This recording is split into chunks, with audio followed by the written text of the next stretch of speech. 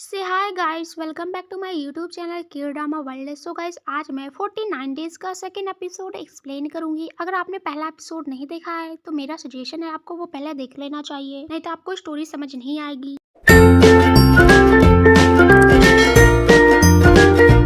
Episode की starting में जिहुन अपने आप को सोंगक्यू की बॉडी में देखती है और कहती है ये मैं हूँ सिंजी होन। अभी वो इमोशनल हो जाती है, उसे यकीन नहीं होता कि ये मैं हूँ। तभी वो अपने कपड़े को देखती है और कहती है ये क्या है। वो अपने बाल को टच करती है और कहती है ये कैसी लड़की है, इसने पता नहीं अपने बाल कब से नहीं धोए हैं। तभी जीहुन कहती है इस लुक में बिल्कुल मैं गैंगस्टर लग रही हूँ। नेक्स्ट सीन में जीहुन वॉशरूम में जाती है और कहती है यहाँ पर शैम्पू भी नहीं है। फिर वो अपना मुंह धोकर बाहर आ जाती है। नेक्स्ट सीन में जीहुन आसपास की गलियों को देखती है, उसे काफी अजीब फील होता है। अभी वो शॉप की विंडो की मिरर में अपना फेस देखती है और काफी डर जाती है और कहती है ये सॉन्ग क्यों है, इसकी उम्र 28 साल है और ये लड़की मुझसे भी ज्यादा टॉल है। फिर वो अपने हेयर को देखती है और मुंह बनाने लगती है। तभी वो विंडो की मिरर में शेड्यूलर को देखती है जो उसे घूर रहा होता है। तभी जीहुन कहती है वाओ शेड्यूलर, तुम यहाँ आ गए, वैसे तुम यहाँ पर क्यों आए हो। अभी शेड्यूलर कहता है क्या। तभी जीहुन कहती है ये मैं हूँ जीहुन, क्या तुम मुझे भूल गए। अभी शेड्यूलर गुस्से में कहता है क्या कहा तुमने, सिंजी होन। अभी जीहुन कहती है हाँ। फिर वो उसे गुस्से में घूरने लगता है और कहता है क्या तुम भूल गई कि मैंने तुमसे कल क्या कहा था कि तुम्हें 49 डेज तक 3 रूल्स को फॉलो करना है।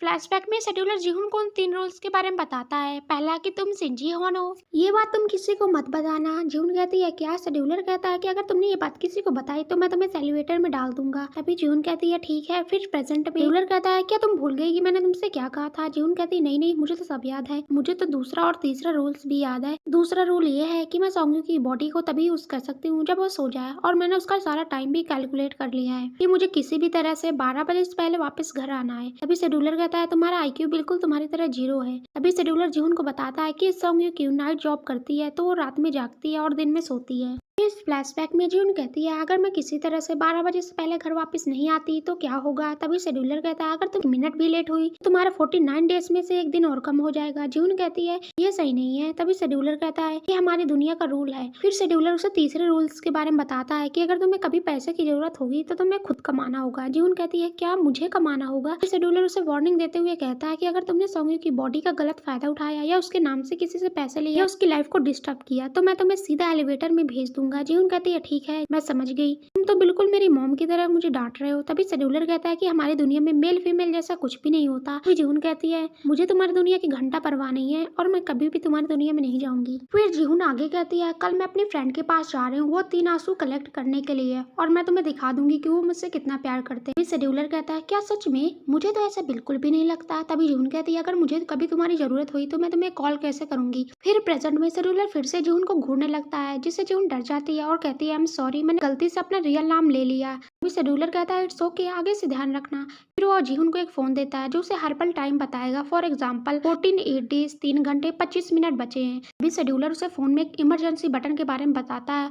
और कहता है जब भी तुम्हें कोई इमरजेंसी हो तभी कॉल करना, और अच्छा ही होगा तुम मुझे कॉल ना ही करो। अभी जीहुन कहती है ठीक है। अभी शेड्यूलर जीहुन को कुछ पैसे देता है और कहता है जल्दी तुम न्यू जॉब ढूंढो और ये पैसे तुम पर लोन है। जीहुन पैसे ले लेती है। शेड्यूलर कहता है ये पैसे तुम्हें 49 डेज के अंदर मुझे वापस करना है। अभी जीहुन कहती है बस इतने ही, 49,000 वॉन। तभी शेड्यूलर कहता है मैं जा रहा हूँ, गुड बाय। फिर वो अपनी बाइक में बैठता है। तभी जीहुन कहती है तुम इंसानों की तरह बाइक में इधर उधर क्यों घूमते हो। तभी शेड्यूलर कहता है ये मेरी लाइफ है और मैं अपनी लाइफ को बहुत अच्छे से एंजॉय करता हूँ। फिर शेड्यूलर बाइक को स्टार्ट करता है और कहता है कि तुम जल्दी वो 3 आंसू कलेक्ट करो। तभी जीहुन कहती है बट कलेक्ट किसमें करूं। तभी शेड्यूलर कहता है तुम्हारे गले में एक नेकलेस है उसमें। तभी जीहुन उस नेकलेस को देखती है। शेड्यूलर उसे बताता है कि जब भी कोई तुम्हारे लिए सच्चे दिल से रोएगा तो उसका आंसू अपने आप इस लॉकेट में आ जाएगा। फिर वो वहाँ से जाने लगता है। तभी जीहुन कहती है हे रुको रुको। तभी शेड्यूलर रुक जाता है। तभी जीहुन कहती है क्या तुम मुझे हॉस्पिटल तक छोड़ दोगे। फिर वो बाइक में बैठने लग जाती है। तभी शेड्यूलर बाइक स्टार्ट करके आगे चला जाता है। तभी जीहुन जोर से जमीन में गिरती है और कहती है ये कितना बदतमीज है।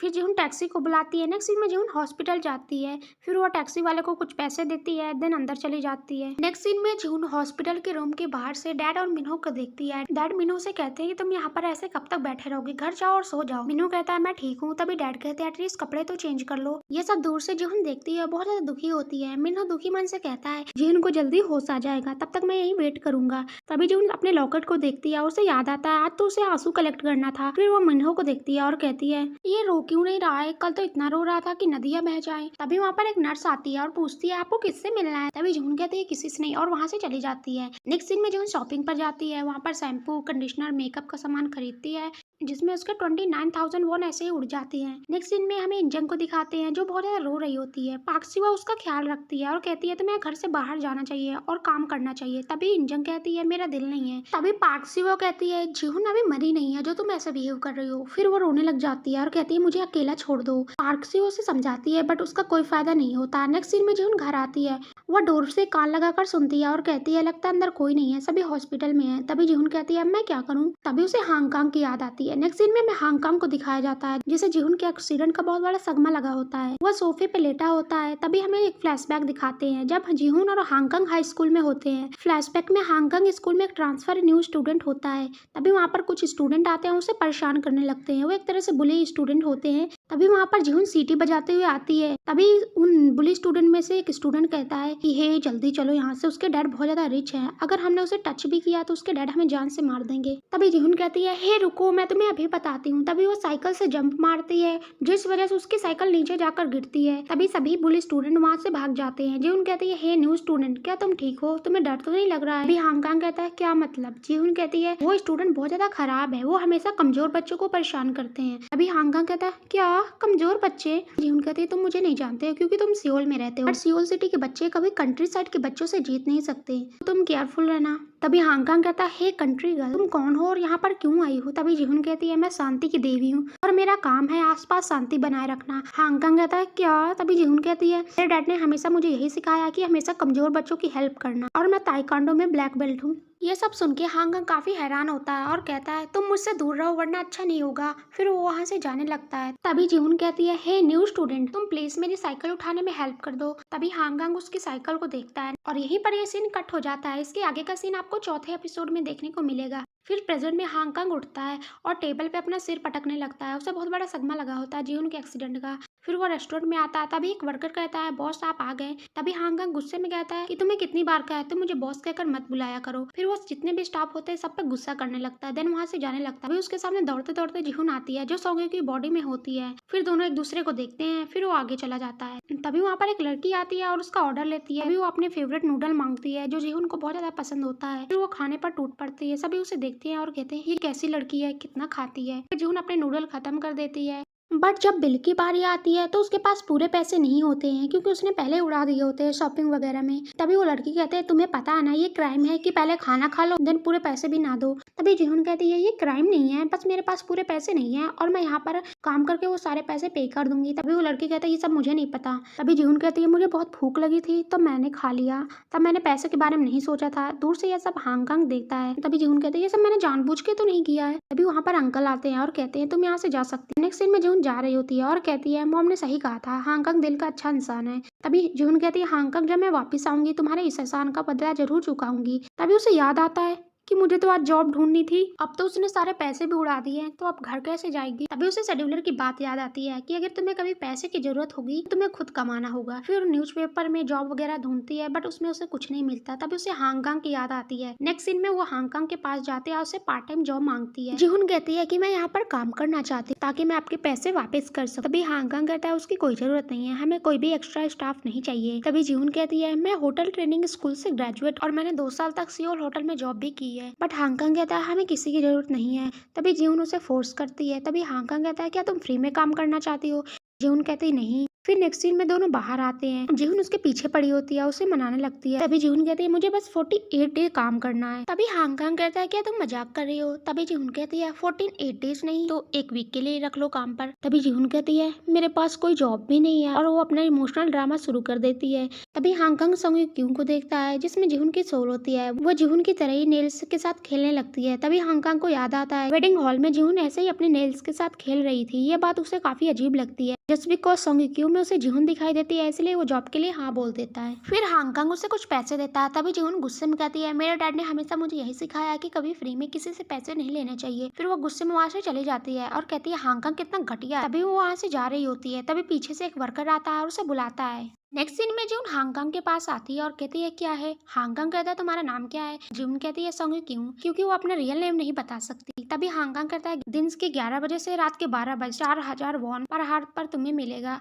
तो तुम कल से काम पर आ सकती हो अपने रिज्यूमे लेकर। तभी जून कहती है क्या सच में, थैंक यू सो मच। फिर वो वहाँ से जाने लगती है। तभी उसे याद आता है कि उसके पास किराया नहीं है घर जाने के लिए। तभी जून हांगकांग से कहती है मेरे पास पैसे नहीं है घर जाने के लिए, क्या तुम मुझे 2,000 वॉन दे सकते हो। ये सुन के हांगकांग शॉक्ड होता है। नेक्स्ट सीन में जून बस में होती है, उसका स्टॉप आ जाता है, फिर वो उतर जाती है। फिर वो घर आती है। तभी वो एक बॉक्स को ओपन करती है जिसमें बहुत सारे कपड़े और हील्स होती हैं। ये देखकर जून बहुत ज्यादा खुश होती है। तभी वो जल्दी से बेड में लेट जाती है। तभी उसकी बॉडी से जून की सोल बाहर आकर गिरती है। फिर वो साइड में जाकर बैठ जाती है और कहती है अब मैं क्या करूँ। फिर वो डोर ओपन करने की कोशिश करती है बट अफसोस उसे ओपन नहीं होता। जून को उसी फोन की इमरजेंसी बटन की याद आती है। नेक्स्ट सीन में हमें म्यूजिक कॉन्सर्ट दिखाया जाता है जहाँ पर शेड्यूलर मस्त एंजॉय कर रहा होता है। तभी उसका फोन जोर से बजता है जिससे वो बहुत ज्यादा डर जाता है। फिर वो अपने फोन को देखता है, इधर जीवन बार बार उसी बटन को प्रेस कर रही होती है। तभी वहाँ पर शेड्यूलर आता है और कहता है क्या प्रॉब्लम है। तभी जीवन कहती है क्या तुम इस डोर को ओपन कर दोगी। यह सुन के शेड्यूलर के फेस पे 12 बज जाते हैं। उसे यकीन नहीं होता इस लड़की ने मुझे सिर्फ यहाँ पर डोर ओपन करने के लिए बुलाया। तभी शेड्यूलर कहता है क्या तुमने मुझे यहाँ पर इसलिए बुलाया था। जीवन कहती है हाँ। तभी शेड्यूलर उसे बहुत ज्यादा सुनाता है और कहता है तुम खुद भी उस डोर को ओपन कर सकती। जीवन कहती है मैं एक आत्मा हूँ तो मैं अपनी मर्जी से कहीं भी आ जा नहीं सकती। तभी शेड्यूलर कहता है तुम अभी पूरी तरह से आत्मा नहीं बनी हो, ना ही तुम मरी हो, समझ गई। तभी जीवन कहते नहीं, क्या तुम फिर से एक्सप्लेन करोगे। तभी शेड्यूलर कहता है इस प्रिंसेस को समझाना इतना मुश्किल क्यों है। तभी वह सॉन्ग क्यू को देखता है जिसकी धीरे धीरे नींद खुल रही होती है। तभी जीवन कहती है तुम जल्दी से यहाँ से जाओ, वो उठने वाली है। तभी शेड्यूलर कहता है मैं एक शेड्यूलर हूँ, मुझे कोई भी अपनी मर्जी से नहीं देख सकता। तभी शेड्यूलर आगे कहता है कि तुम सिर्फ 49 डेज तक उसकी बॉडी को यूज कर सकती हो। फिर वो इतना कहकर वहाँ से गायब हो जाता है। तभी जीवन शेड्यूलर को फिर से बुलाती है। फिर वो उसके सामने ही प्रकट हो जाता है और कहता है अब तुम कभी भी मुझे अपनी हेल्प के लिए मत बुलाना, ना ही कॉल करना। इतना बोल के वह फिर से गायब हो जाता है। तभी सोंगी क्यू उठती है तैयार होकर और बाहर चली जाती है। जीहुन भी उसके पीछे पीछे जाती है। नेक्स्ट सीन में रोड में सोंगी क्यू और जीहुन एक दूसरे के सामने खड़े होते हैं। तभी जीहुन उसे पूरा टाइम देखती रहती है। तभी वहाँ पर एक बस आती है। फिर जीहुन उस बस में चढ़ जाती है और सीट में बैठ जाती है और कहती है क्या बात है, पहली बार फ्री में बस में घूम रही हूँ। नेक्स्ट सीन में जीहुन हॉस्पिटल में होती है। वो अपनी बॉडी को देखती है। तभी वहाँ पर जीहुन मीनहो को देखती है जो बहुत ज्यादा दुखी होता है। उस दुखी देखकर खुद भी बहुत ज्यादा दुखी होती है और कहती है ओप्पा तुम प्लीज रो ताकि मैं आपके पास जल्दी ही वापस आ जाऊँ।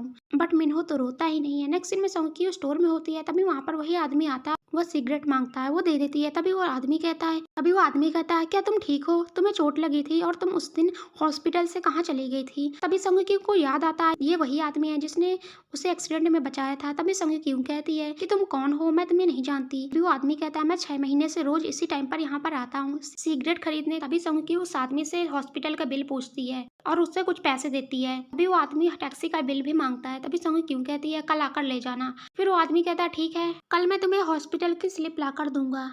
फिर वो वहाँ से चला जाता है। नेक्स्ट सीन में जीहुन सोंगी क्यों के आने का वेट करती है। फिर वो आती है, अंदर चली जाती है। जीहुन भी उसके पीछे जाती है। नेक्स्ट सीन में जीहुन तैयार होकर रेस्टोरेंट में जाती है। सभी उसे ऐसे देखकर हैरान होते हैं। अभी उसकी बॉडी में जीहुन की सोल होती है। अभी जीहुन सबको हेलो बोलती है। तभी हांगकांग उसका रिज्यूमे मांगता है। जीहुन उसे दे देती है। तभी हांगकांग उसका रिज्यूमे देखकर काफी इंप्रेस होता है। नेक्स्ट सीन में वो काम करती है बट अफसोस उसे एक भी काम अच्छे से नहीं होता। कभी वो चम्मच गिरा देती तो कभी कॉफी टेबल पे। ये सब देख के हांगकांग और स्टाफ काफी हैरान होते हैं। नेक्स्ट सीन में मॉम डैड के पास बहुत ज्यादा रोती है और कहती है जीहुन को अभी तक होश क्यों नहीं आया। डैड उन्हें काम डाउन करने की कोशिश करते हैं बट उसका कोई फायदा नहीं होता। मॉम जीहुन को देखकर बहुत ज्यादा रोती है। नेक्स्ट सीन में इंजंग मॉम को लेकर घर आती है और उन्हें बेड में सुला देती है। फिर इंजंग जीहुन के रूम में जाती है। फिर वह उसके साथ जो भी पिक्चर्स होती हैं उन सभी को देखती है। फिर वह जीहुन की ड्रेस देखती है और रोने लग जाती है। नेक्स्ट सीन में डैड हॉस्पिटल में होती है। वह मिन्हो को डांटते हैं कि तुम 4 दिन से यहाँ पर ऐसे ही बैठे हो, घर जाओ रेस्ट करो। फिर वो जाने के लिए मान जाता है। नेक्स्ट सीन में मिन्हो हांगकांग के रेस्टोरेंट में आता है दुखी हालत में। सोंगी मीन्स जीहुन उसे देखती है और बहुत ज्यादा खुश होती है मिन्हो को यहाँ देखकर। फिर जीहुन मिन्हो का वेलकम करती है। ये सब देख के हांगकांग को काफी हैरानी होती है बट मिन्हो उसका कोई जवाब नहीं देता। तभी हांगकांग आता है, उसका वेलकम करता है। देन दोनों बैठ जाते हैं। तभी जीहुन उसका ऑर्डर लेती है। ये सब देख के हांगकांग को काफी अजीब लगता है। तभी अंकल उससे यहाँ से जाने के लिए कहते हैं। फिर वो चली जाती है। तभी मिन्हो हांगकांग से ड्रिंक मांगता है, वो भी काफी स्ट्रॉन्ग। फिर वो लेने चला जाता है। तभी जीहुन मिन्हो के पास आती है और उसके फेवरेट पोटैटो सूप पीने के बारे में पूछती है। फिर वो अपने इंट्रोडक्शन देती है और कहती है मैं यहाँ पर न्यू एम्प्लॉय हूँ। तभी मिन्हो उसे कोई जवाब नहीं देता और थैंक यू बोलता है पूछने के लिए और कहता है कि तुम प्लीज मुझे अकेला छोड़ दो और यहाँ से चली जाओ। फिर वो चली जाती है। नेक्स्ट दिन वो ड्रिंक करता है। जीहुन उसे पूरा टाइम देखती रहती है बट हांगकांग की नजरें दोनों पे होती है। कभी वो मिन्हो को देखता तो कभी सोंगी मीन्स जीहुन को देखता। फिर जीहुन वहाँ से चली जाती है। तभी तभी मिन्हो को इंजंग का कॉल आता है, बट वो पिक नहीं करता। तभी जीहुन उसके पास आती है, उसे मिल्क देती है और कहती है सब कुछ ठीक हो जाएगा। इन दोनों को ऐसे देखकर पता नहीं हांगकांग को इतना अजीब क्यों लगता है। हांगकांग का तो सब्र ही खत्म हो जाता है और कहता है अंकल सबकी छुट्टी कर दो जल्दी। फिर हांगकांग आता है और मिन्हो को कंसोल करता है। नेक्स्ट सीन में जीहुन बाहर खड़ी होती है ठंड में। तभी हांगकांग मिन्हो को लेकर बाहर आता है, वो काफी ड्रिंक हालत में होता है। तभी वहाँ पर सॉन्ग क्यू मीन्स जीहुन आती है, वह उसकी गाड़ी में बैठने में हेल्प करती है। यह देखकर हांगकांग को काफी अजीब लगता है, आखिर सॉन्ग क्यू को मिन्हो की इतनी ज्यादा परवाह क्यों है। फिर गाड़ी चली जाती। तभी हांगकांग कहता है ये तुम क्या कर रही हो, मेरी फ्रेंड का फियांसी है, क्या तुम उसमें इंटरेस्टेड हो। तभी जीहुन कहती है he is nice customer. Hong Kong कहता है तभी तुमने उसका 1 घंटे तक बाहर वेट किया। तभी जीहुन अपनी घड़ी देखती है और कहती है ओ माय गॉड मैं तो लेट हो गई। फिर वो वहाँ से भाग जाती है। हांगकांग की आधी इस बात सुने बिना ही हांगकांग को यह देखकर काफी हैरानी होती है। नेक्स्ट सीन में वो घर आती है, लेट जाती है। तभी जीहुन उसकी बॉडी से बाहर आती है। नेक्स्ट सीन में हांगकांग हॉस्पिटल आता है, डैड वहीं पर सो रहे होते हैं। तभी हांगकांग अंदर आता है और सिंजी होन को देखता है और कहता है जीहुन यू लुक ग्रेट। फिर वो एक पॉट निकालता है, उसमें पानी डालता है और उसमें एक पिंक रोज रखता है। फिर वो एक पॉट को विंडो के पास रख देता है और बाहर चला जाता है। नेक्स्ट सीन में जीहुन एक वर्कर को देखकर ग्लास में पानी डालने की कोशिश करती है, बट अफसोस वो एक भी काम अच्छे से नहीं कर पाती और पानी टेबल पे ही गिर जाता है। फिर वो सॉरी बोलती है कस्टमर से और पानी साफ करने लगती है। तभी हांगकांग आता है और सॉरी बोलता है कस्टमर से, देन उसे जबरदस्ती अपने साथ ले जाता है। तभी हांगकांग उसके सामने ही ग्लास में पानी डालता है, चम्मच रखना सिखाता है। तभी जीहुन कहती है वाओ तुमने कितने अच्छे से सब किया। तभी हांगकांग कहता है अच्छा है ना, ये तुम्हारी पार्ट टाइम जॉब का हिस्सा है। वैसे मुझे तुम्हें देखकर लगता नहीं है कि तुमने सियोल होटल में काम किया है। तभी जीहुन कहती है मैंने अपनी लाइफ में काफी मुश्किल टाइम देखा है, जिस वजह से मेरा एक्सीडेंट हो गया, देन मेरी मेमोरी लॉस हो गई। तभी हांगकांग कहता है ग्लास में पानी डालना कितना मुश्किल काम है, ये बताओ तुम मुझे पहले। जीहुन कहती है मैंने काफी टाइम से काम नहीं किया है, इसलिए मैं सब कुछ भूल गई। तभी हांगकांग कहता है सॉन्गी क्यों किया, तुमने सच में सियोल होटल में काम किया है। जीहुन कहती है हाँ। तभी हांगकांग कहता है तुम्हें तो एक ट्रे भी उठानी नहीं आती। तभी जीहुन कहती है मेरे एक्सीडेंट हो गया, जिस वजह से मुझे मेमोरी लॉस हो गई, जिस वजह से मुझे ट्रोमा हो गया। तभी हांगकांग कहता है तुम अभी सियोल होटल जाओ और वहाँ से प्रूफ लेकर आओ कि तुमने वहाँ पर काम किया है, नहीं तो मैं तुम्हें इस जॉब से निकाल दूंगा। तभी जीहुन कहती है ओके। तभी हांगकांग कहता है मैं तुम्हें 1 घंटा देता हूँ। जीहुन कहती है क्या 1 घंटा, 1 घंटे में वापस कैसे आऊंगी। तभी हांगकांग कहता है टैक्सी से। तभी जीहुन कहती है मेरे पास पैसे नहीं है टैक्सी के लिए। तभी हांगकांग उसे पैसे देता है अब तक उसने जो भी काम किया, जितने भी घंटे की। तभी हांगकांग एक लड़के से कहता है टाइम काउंट करो इसका। तभी जीहुन कहती है नहीं नहीं मैं जा रही हूँ। फिर वो दौड़ के वहाँ से चली जाती है। नेक्स्ट सीन में वो होटल आती है और अपना एम्प्लॉयमेंट प्रूफ मांगती है। अभी वहाँ पर एक लड़की आती है जो सॉन्ग क्यू को जानती होती है और कहती है सॉन्ग क्यू कितना टाइम बाद हम लोग मिल रहे हैं। जीहुन उसे हेलो बोलती है। तभी वो लड़की कहती है तुम ऐसे बिहेव क्यों कर रही हो, जैसे तुम मुझे जानती ही ना हो। नेक्स्ट सीन में जीहुन एम्प्लॉयमेंट प्रूफ लेकर बाहर आती है और कहती है कितना बड़ा होटल है, और ये लड़की इतने बड़े होटल में काम करती थी। तभी जीहुन एक वेट्रेस को देखती है कि वो कैसे काम करती है। तभी जीहुन उसे बड़े ध्यान से देखती है कि वो अपना काम कितने आराम से और कूल डाउन होकर करती है। जीहुन की नजर मिन्हो पे जाती है जो होटल जा रहा होता है। तभी जीहुन उसके पीछे जाती है, बट वो लिफ्ट में चला जाता है। तभी जीहुन लिफ्ट का वेट करती है। तभी वो पास में एक बोर्ड देखती है जिसमें सब कुछ लिखा होता है, शेड्यूल वगैरह, मतलब कौन सी चीज कहाँ पर मिलेगी। तभी वहाँ पर इंजंग आती है। तभी जीहुन इंजंग को देखकर काफी शॉक्ड हो जाती है। तभी वो लिफ्ट 18 फ्लोर में जाकर रुकती है। तभी जीहुन को याद आता है ये फ्लोर तो स्पेशल रूम्स के लिए होता है। फिर दोनों लिफ्ट के अंदर चली जाती है। तभी इंजन भी 18 फ्लोर वाला बटन दबाती है। यह देखकर उसे काफी हैरानी होती है। तभी लिफ्ट ओपन होती है, इंजन बाहर चली जाती है। उसके जाने के बाद जीहुन भी बाहर चली जाती है। वह इंजन का पीछा करती है और छिपकर देखती है। तभी इंजन एक रूम के पास जाती है, डोर बेल को रिंग करती है। उस रूम से मिन्हो बाहर आता है। फिर दोनों एक साथ अंदर चले जाते हैं। जीहुन दोनों को एक साथ देखकर काफी शॉक्ड होती है, उससे तो ये सब देखकर यकीन ही नहीं होता। तभी जीहुन रूम के पास जाती है और कहती है ये सब क्या हो रहा है। फिर हमें एक्सीडेंट का एक फ्लैशबैक दिखाया जाता है। जब जीहुन कार में जा रही होती है तभी उसकी नजर सामने वाली कार में बैठे इंजंग और मिन्हो पे जाती है। तभी मिन्हो इंजंग के हैंड पे किस करती है, देखकर जीहुन काफी शॉक्ड होती है। देन दोनों हक कर लेते हैं। ये देखकर उसका दिल टूट जाता है और रोने लग जाती है। फिर नेक्स्ट सीन में जीहुन गुस्से में ड्राइविंग कर रही होती है, उसका ड्राइविंग में बिल्कुल भी ध्यान नहीं होता। अभी जीहुन को होश आता है और कहती है मुझे नेगेटिव नहीं सोचना चाहिए, स्पेशली मिन्हो और इंजंग के बारे में, तो मेरी बेस्ट फ्रेंड है। मुझे सिंपली मिन्हो को कॉल करना चाहिए और पूछना चाहिए। वो फोन निकालती है और कॉल करने लगती है। तभी वो फोन गिर जाता है। फिर जीहुन उस फोन को उठाती है। फिर जीहुन मिन्हो को कॉल करने लगती है। तभी उसके सामने एक बाइक आ जाती है जिस वजह से उसका बैलेंस पूरी तरह से खो जाता है ड्राइविंग में, और जिस वजह से उसका एक्सीडेंट हो जाता है। फिर प्रेजेंट में जीहुन रूम के बाहर ही रोने लग जाती है और यहीं पर ये एपिसोड खत्म हो जाता है। सो गाइस, अगर आपको ये एपिसोड अच्छा लगा हो तो लाइक करके कमेंट में जरूर बताना। Thank you so much love and support के लिए। Thank you.